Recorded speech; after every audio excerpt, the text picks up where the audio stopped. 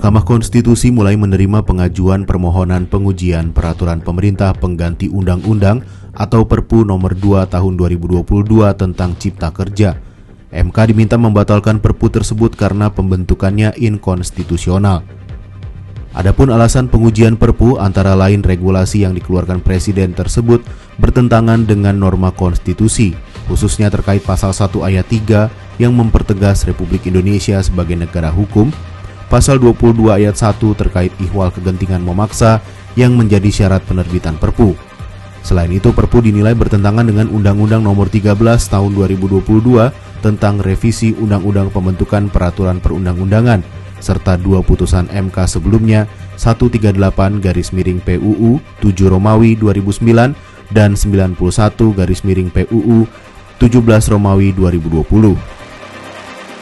Mengacu pada putusan 138/2009 ada 3 syarat sebagai parameter kegentingan memaksa, yaitu adanya keadaan dengan kebutuhan mendesak untuk menyelesaikan suatu permasalahan hukum secara cepat, lalu undang-undang yang dibutuhkan belum ada sehingga terjadi kekosongan hukum atau jikapun ada belum memadai, serta alasan ketiga adalah kekosongan hukum tersebut tidak dapat diatasi dengan cara membuat undang-undang dengan prosedur biasa.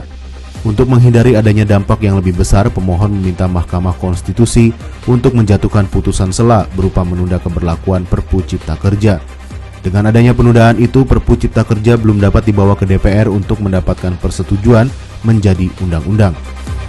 Pakar Hukum Tata Negara Universitas Gadjah Mada, Zainal Arifin Mokhtar menyebut sulitnya berharap baik kepada DPR maupun MK untuk membatalkan Perpu yang ia nilai sebagai akal-akalan menyiasati putusan MK.